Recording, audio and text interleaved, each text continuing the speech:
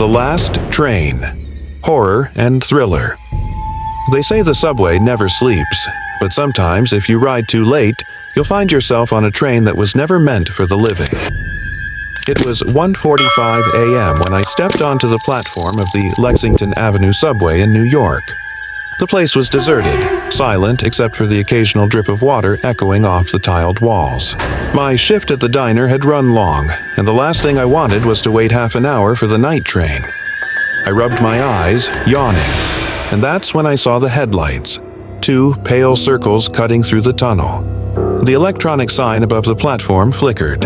It didn't say the usual route or time. Instead, it glitched between static and three words that made my stomach twist. Last train departing. When the train screeched to a stop, I hesitated. The cars looked older. The paint was chipped, the windows foggy, and the metal groaned like it had been running for 100 years without rest. But it was late, and I was too tired to think straight. So I stepped inside. The doors slammed shut immediately behind me. The first thing I noticed was how quiet it was. Too quiet. The fluorescent lights buzzed overhead, casting everything in a sickly yellow glow. There were passengers, maybe a dozen scattered through the car, but none of them moved. None of them breathed. They just sat there, stiff and rigid, their eyes fixed straight ahead. I cleared my throat nervously and slid into a seat near the middle. "Rough night, huh?" I muttered to the man across from me. He didn't answer. Didn't even blink. His skin was pale, almost gray, his lips colorless. A shiver ran down my spine. I told myself they were just sleeping, maybe drunk. But then the train jerked forward faster than I'd ever felt, plunging into the tunnel with a roar. My body pressed against the seat as if gravity itself was being pulled forward. The PA system crackled to life, the speaker above my head hissing with static. Then a distorted voice announced, "Next stop, Terminal 6. All passengers prepare to depart." I frowned. Terminal 6? I'd lived in the city all my life. There was no Terminal 6. I reached for my phone, but there was no signal. Just a black screen with a dead battery symbol.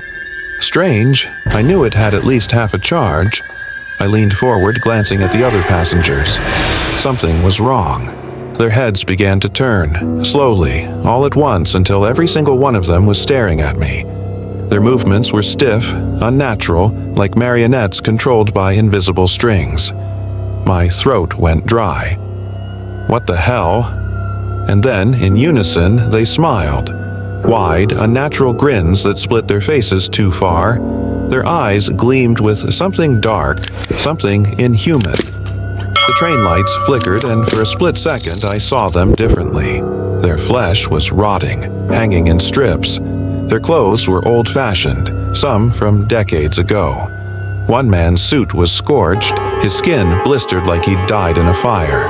Another woman's dress was soaked with blood, her throat slashed open. The lights came back and they looked normal again, but their eyes never left me. I bolted from my seat, heart hammering, and pushed through the door into the next car. Empty. No passengers, no sound. Just the endless screech of the train rushing faster and faster. I tried another door and another. Each car I entered was the same. Empty, silent, endless. It felt like I'd been moving for hours, but the train never stopped. Finally, I reached the front car. The conductor's booth was shut, the glass window cracked. I banged on it desperately. "Hey, stop this train! Where the hell are we going?" The intercom crackled again. "Next stop, Terminal 6. All passengers prepare to depart." I backed away, trembling. That's when I noticed a figure standing at the very end of the car. Tall, thin, dressed in a conductor's uniform so old it looked like it belonged in a museum. His cap shadowed his face, but I could feel his eyes burning into me. Slowly, he lifted a gloved hand and pointed at me. "You shouldn't be here," he said, his voice echoing unnaturally as if the walls themselves spoke. I just got on at Lexington. I don't know what this is," I stammered. The conductor tilted his head. "This train doesn't stop at Lexington. This is the last train. You boarded because your time has come. No, I whispered, shaking my head. No, I'm not dead. I'm alive. I'm alive. The conductor stepped closer, and for the first time, I saw his face. Or rather, the lack of one. His skin was smooth, featureless like melted wax. Yet somehow he smiled. All passengers are dead, sooner or later. You were just early. The lights flickered again. Suddenly the car was full. Every seat occupied by passengers I hadn't seen before. Men in military uniforms with bullet holes through their helmets. Women in tattered dresses from the 1920s. Children holding broken toys. All of them staring at me. I screamed and slammed through the next door, running back through car after car. But the more I ran, the more I realized the cars were repeating.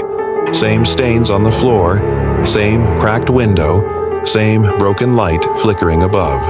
I wasn't moving forward at all. I was trapped. The PA system roared, louder this time. Arriving at Terminal 6, all passengers must depart. The train screeched, slowing violently. My body was thrown against the wall, and when I looked out the window, my blood ran cold. There was no station outside, no city, nothing but endless darkness, broken only by faint, distant flames flickering in the void. And on the platform stood shadows, dozens of them, waiting. The doors hissed open. The passengers rose in perfect unison, their heads turning toward me as they filed out. One by one, they stepped into the blackness, vanishing like smoke. I backed into the corner, shaking. I'm not getting off. Do you hear me? I'm not getting off. The conductor appeared again, standing in the doorway. His voice was calm, almost kind. Everyone departs eventually. Don't make it harder than it needs to be. I screamed, grabbing a loose metal bar from the wall, swinging it wildly. Stay away from me. The conductor's body twisted unnaturally, his head spinning all the way around, his faceless skin stretching. If you refuse to depart, the train will take you anyway. The lights died. Pitch black. The sound of footsteps all around me, closer and closer until icy hands gripped my arms, my legs, my throat. I struggled, but it was useless. I was dragged from the seat, my body pulled toward the open door, toward the waiting shadows. I tried to scream, but no sound came out. The darkness swallowed me whole. The last thing I heard was the intercom. Calm. Final. Thank you for riding the last train. Enjoy your eternal rest. And then, nothing.